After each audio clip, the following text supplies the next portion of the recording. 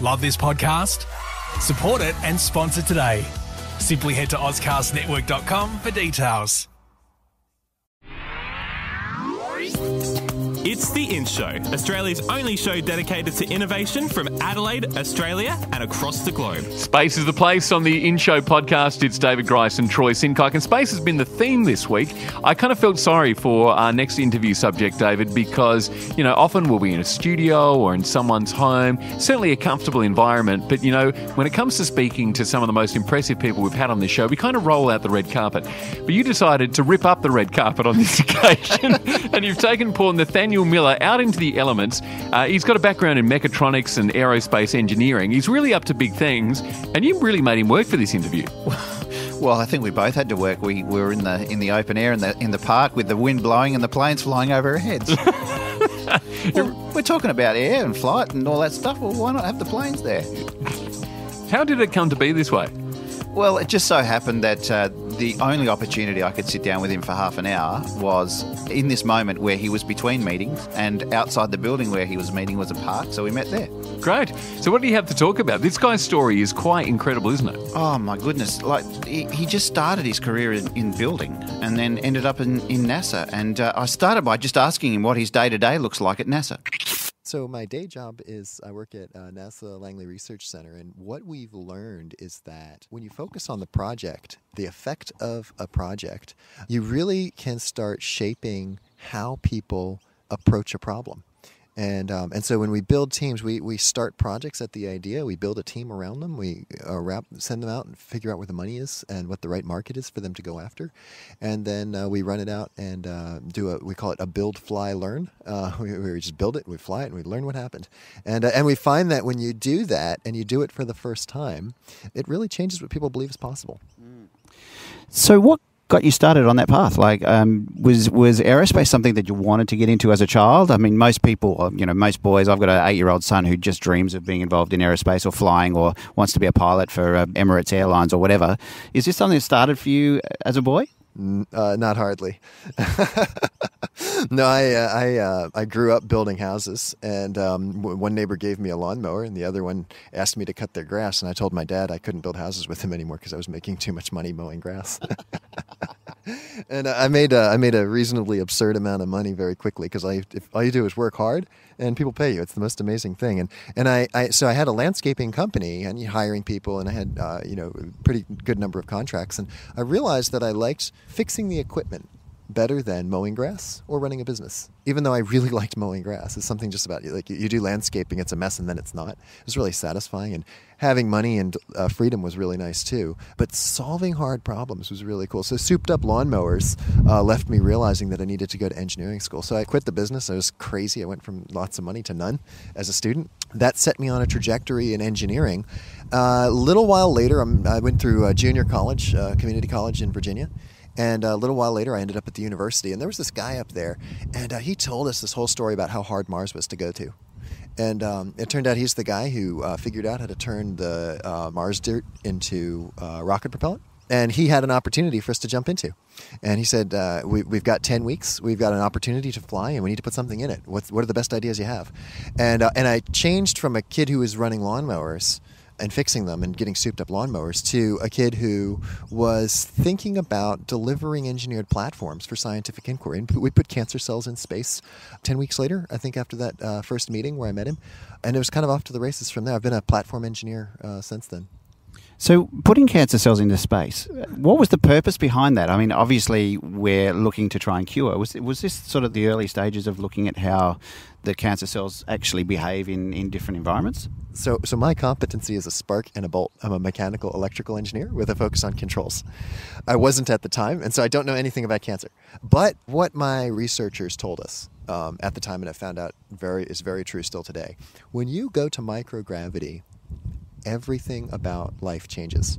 When we think about the building blocks of life, we think about a living cell, and you think about these Lego bricks that are all particular shapes. Those are proteins. Those proteins come from RNA, which is a transcription from DNA. And what happens is the process, so we know that the DNA is, that DNA uses the RNA and turns into Lego bricks. It's called protein crystallization. And what happens in microgravity is that the fundamentals of protein crystallization change. And so every process in the living organism changes in microgravity. So yes, cancer has been solved in different places. The future's here, just not evenly distributed. Turns out cancer is very complex, so not all the cases of cancer have been solved. And I don't really know if that had a significant contribution to it, but it definitely worked on the problem. And so you've shared with me some pretty amazing stories of what you've experienced through your life. Is there something that you'd be happy to share, some defining moments in your life that have really changed the way you've thought about things? Yeah, when you think about a defining moment, it's a moment with context. And the context was I was in my I think I was in my mid-20s, and I was at the top of my career. And I had asked this really cute girl out to a date, and she was not very interested in me, and she communicated that clearly, and it kind of gave me a reality check. Less than a few months later, I worked on a experiment, a sounding rocket experiment, and it was a planetary entry, descent, and landing, and we proved it was a controllability and materials experiment. And we went from about, I think it was several thousand miles per hour to 150 miles an hour in 90 seconds, falling from space. And so my job was to put the steering, I call it the steering wheel on the space brakes, and that was that's my day job. It was a little while after that we launched that, and it was a life-changing experience to sit on console and see a piece of engineering work that I had done in a NASA context. I'd done the cancer cells in sounding rockets in university, but this was in a NASA context. I sat on console, and I saw some stuff in me that I was really surprised of. I thought the whole launch was about me. And then I had a near-death incident not too long after that. There were some decisions that I made right in the thick of that moment that showed me something about who I really was and what I really wanted out of life. So kind of that trio of kind of learning who I was relationally, learning who I was career-wise, and then learning who I was fundamentally deep in my life. It left me with this burning desire to spend the rest of my days between when I know I was going to die and the very next thing happened. So yeah, that was a few years ago, and that's led to really just this push to really test the limits of belief. There's so many places where we believe things are a certain way, and testing my belief and the beliefs of others to see if they actually are true. So this is your first time in Australia, or South Australia particularly? When I grew up building houses, we had a good friend. He's actually is down here in Australia, John Thairsmith. He's back here in Australia now. And he convinced me that the trees down here had the leaves in the ground and the roots in the air.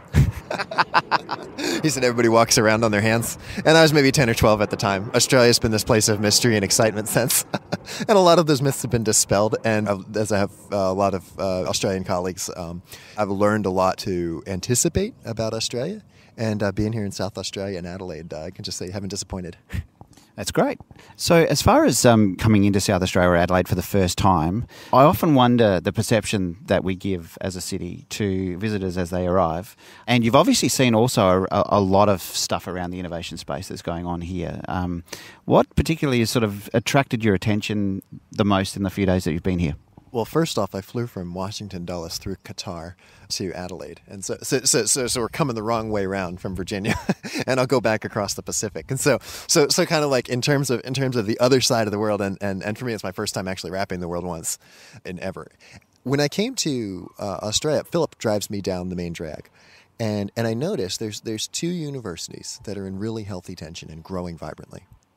And Philip says, yeah, and this is our business district. This is, we do our business and we set things up here, and the investors are right down the street there. And then here's the House of Government, and here's where our different legislation elements and governance elements sit. And it just really impressed me that you could think of it at one end of the street, take it down to the other end of the street, get money for it, and start it into a business, and then put it into policy on the other side of the street. And it may seem normal for here, but for me, I work in Hampton, Virginia, and Washington, D.C. is a 3.5-hour drive. And we're considered really, really close to our seat of government. We're a little over an hour away from our state capital. And so when you think about, I'll dare to say the free world, and that when I say free world, I want to caveat that. I mean the value system that I'm me, and David, I know that you're you, and we understand that if we respect that, we can do something together. Great, that's great. That ideal system is, some people call it Western civilization, some people call it all sorts of different things, but that value system has a way of deciding things in corporate and in community that requires a level of integration across knowledge, economics, and policy. And when I drove down the city of Adelaide, it was so clear that you actually have the ability here to understand the problem, turn it into an economic proposition, and drive policy that actually makes sense in a very, very tight period of time. And that was really cool to me. That's probably the biggest thing. Besides that, hearing about the art festivals and stuff like that, well, I've got to be down here in March. I'm an artist myself. I do glass and wire. I talked about the vulnerability that I talked about. You're not doing art, and I'll be generous. I don't consider it art until the media can break you. And then you become an artist when you master the media. Yeah. So I'll tell you, I've been broken and I haven't mastered it, but I'm attempting to be an artist. So I'm on this journey as an artist, and just coming down here in March and seeing the scene and all the different arts of the city I'm really looking forward to that. Yeah, that's great. So through your career, you've obviously been working around technology and innovation and things like that. Is there anything that you're able to share with us that is probably one of the highlights of some of the work that you've done that you're most proud of? I'm most proud of the teams I've built. When you think about technology, when I think about technology, I think about things made up of dirt. And technology is the assembly of different pieces of dirt in different ways.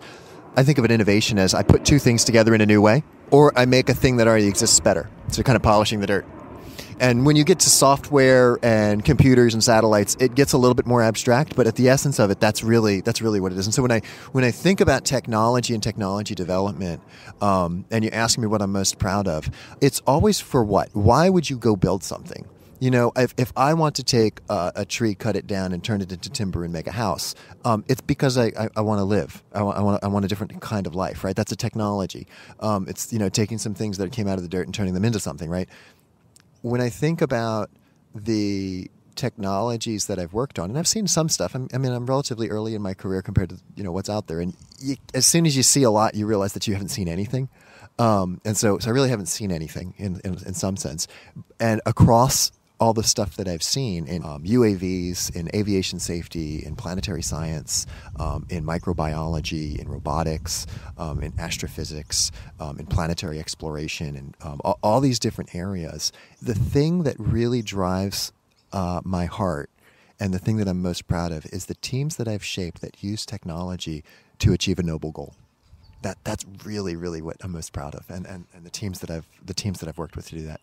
That was Nathanael Miller from NASA, one of the most interesting people we've had on the In Show. And geez, to think that what he has done with his life, where he began, and what he's become, and the influence he's now having on our future is incredible. But just the simple, humble beginnings, working and building and going through the motion and becoming an aerospace engineer for NASA. Yeah. Unbelievable. Absolutely. Well, from space in zero gravity to creating the space for people to talk about what really makes them tick, tomorrow we've got some inspirational words from a woman that really captivated us. And in fact, the very woman who inspired her was her own mother. We'll have some inspirational words from Charlie of Age Fitwear for you tomorrow on the In Show podcast. The In Show Interview. Subscribe to the In Show podcast on iTunes. A Dave and the Beanstalk production.